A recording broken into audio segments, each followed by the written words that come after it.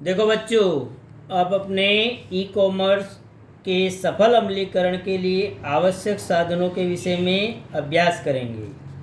कोई भी धंधा की इकाई प्रारंभ करने के लिए प्राथमिक अवस्था में हमें पूंजी, श्रम, भूमि और नियोजक अर्थात कि पूंजी, मानव संसाधन और यंत्रों की अधिक आवश्यकता होती है, जबकि ई कॉमर्स में उपयुक्त के अलावा संसाधनों की आवश्यकता होती है, जैसे कि पहली है वेबसाइट, दूसरा है इंटरनेट युक्त कंप्यूटर और तीसरा है क्रेडिट कार्ड और डेबिट कार्ड। बराबर बच्चों, ये तीन साधनों की आवश्यकता सफल अमलीकरण के लिए आवश्यक होती है।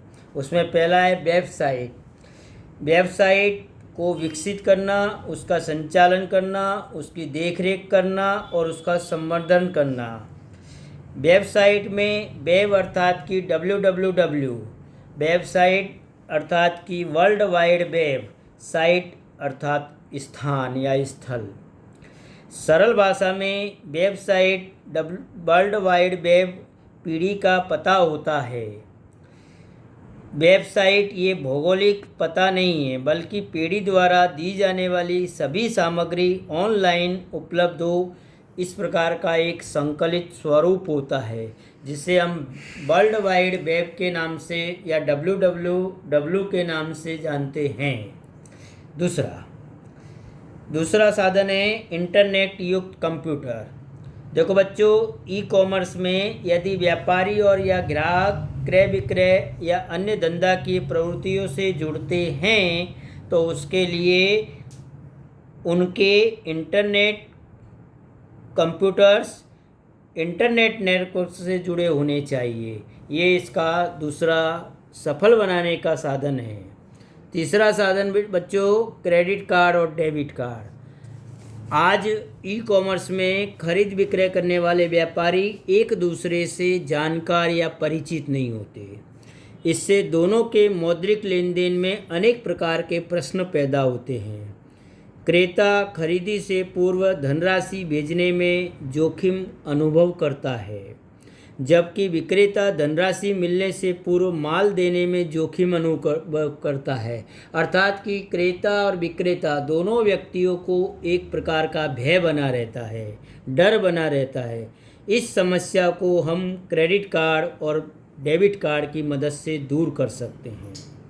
इस कार्ड द्वारा भुगतान इस प्रकार किया जाता है कि भुगतान के आदेश के बाद 7 दिन तक भुगतान को रोका जा सकता है। इस प्रकार से ये कार्ड भी ई कॉमर्स के व्यापार के लिए महत्वपूर्ण साधन माने जाते हैं। देखो बच्चों, अपने ऑनलाइन व्यवहार यानी पूर्व खरीदी विक्रय की अवस्था, इसमें विज्ञापन और जानकारी की प्राप्ति का समावेश होता है। दूसरा है क्रय विक्रय की शर्तें, इसमें मूल्य निर्धारण और शर्तों का समावेश होता है। और तीसरा है माल धन का भुगतान। पहली और दूसरी अवस्था में सूचना का प्रवाह जुड़ा हुआ है, जबकि इस अवस्था में वस्तु और धनराशि के आदान प्रदान का समावेश किया जाता है। इंटरनेट के माध्यम के द्वारा ऑनलाइन व्यवहार किया जाए तो प्रक्रिया सरलता से, शीघ्रता से और कम खर्च में होती है। यह समग्र प्रक्रिया ग्राहक के दृष्टिकोण से वर्णित की गई है।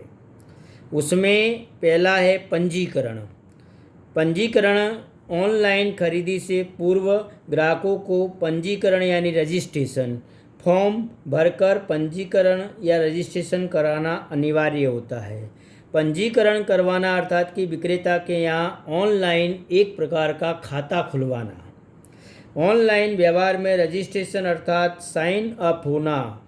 इसके लिए इस फॉर्म में खाता खुलने पर खुलवाने वाले का नाम, पता, फ़ोन नंबर आदि सूचनाएं देनी होती है। इस संबंध में व्यवहार करने के लिए एक पासवर्ड भी दिया जाता है। खाते की जानकारी इस पासवर्ड से सुरक्षित होती है। इसमें खाते से अन्य व्यक्ति प्रवेश नहीं कर सकते। पासवर्ड जानने वाला हर व्यक्ति नहीं होता। दूसरा है ऑर्डर देना। ऑनलाइन खरीदी करते समय विविध प्रकार की चीज़ वस्तुएं पसंद करके शॉपिंग कार्ट में रखी जाती है। शॉपिंग कार्ट ऑनलाइन खरीदी करते समय क्रेता द्वारा पसंद की गई वस्तुओं की एक प्रकार की सूची या यादी होती है। इस शॉपिंग कार्ट में खरीदी की सूची तैयार करने के बाद आगे के विकल्प पर जाकर धनराशि का भुगतान का विकल्प पसंद किया जाता है। और तीसरा है धन भुगतान की व्यवस्था। ऑनलाइन खरीदी में धन भुगतान इस प्रकार से किया जा सकता है। धन भुगतान करते समय यहाँ अपने पहला है cash on delivery. Cash on delivery यानी COD। धनराशि की भुगतान की इस खरीदी की पद्धति में वस्तुएं मंगवाए गए पते पर प्राप्त हो तब धनराशि का तुरंत भुगतान किया जाता है, उसको बोलते हैं COD। दूसरा है चेक। और ऑनलाइन व्यापारी ग्राहक की ओर से चेक प्राप्त करने की व्यवस्था भी प्राप्त कर सकता है। वस्तु का क्रेता और विक्रेता को चेक देता है। विक्रेता व्यापारी चेक की धनराशि अपने खाते में जमा होने के बाद वस्तुओं को भेजता है। तीसरा है नेट बैंकिंग ट्रांसफ़र। वर्तमान समय में बैंक इंटरनेट के माध्यम से धनराशि भुगतान अथवा स्थानांतरण की सुविधा ग्राहकों को प्राप्त होती है। इस प्रक्रिया में क्रेता भुगतान योग्य रकम अपने बैंक खाते में से ऑनलाइन विक्रेता के खाते में ट्रांसफ़र करता है। यह धनराशि ट्रांसफ़र होने के बाद माल की प्राप्ति होती है। और चौथा है क्रेडिट कार्ड और डेबिट कार्ड। इस प्रकार के कार्ड को प्लास्टिक द्रव्य के रूप में भी जाना जाता है। ये कार्ड्स ऑनलाइन मुद्रा की व्यवहार के लिए विशाल पैमाने पर आजकल उपयोग में लिए जाते हैं। क्रेडिट कार्ड देने वाले बैंक कार्ड धारक को साख पर खरीदी करने की सुविधाएं प्राप्त होती है। कार्ड धारक ऑनलाइन व्यापारी को भुगतान योग्य राशि संबंधित बैंक चुका देती है। बाद में निर्धारित समय में कार्ड धारक यह रकम बैंक में भर देता है। कार्ड धारक को हफ्ते या अपनी सुविधा अनुसार निर्धारित समय में धनराशि की स्वतंत्रता प्राप्त होती है। उसी प्रकार डेबिट कार्ड धारक व्यक्ति को उसके खाते में धनराशि जमा हो जितनी ऑनलाइन खरीदी की सुविधा प्राप्त होती है। डेबिट कार्ड द्वारा ऑनलाइन व्यवहार किया जाता है, तुरंत ही कार्ड धारक के खाते में से उतनी रकम का भुगतान हो सकता है। पाँचवा है डिजिटल कैश। डिजिटल कैश यह एक प्रकार की इलेक्ट्रॉनिक मुद्रा है जिसका मात्र साइबर स्पेस या इंटरनेट का विश्व में ही अस्तित्व होता है। इस प्रकार की मुद्रा का कोई भौतिक अस्तित्व या स्वरूप नहीं होता, परंतु बैंक वास्तविक मुद्रा के इलेक्ट्रॉनिक स्वरूप के उपयोग की सेवाएं देती है। ग्राहक द्वारा बैंक को आवश्यकता अनुसार डिजिटल कैश जितनी मुद्रा का भुगतान करना होता है। तत्पश्चात इलेक्ट्रॉनिक कैश का फॉर्म संभालने वाली बैंक ग्राहक को एक विशिष्ट सॉफ्टवेयर भेजती है।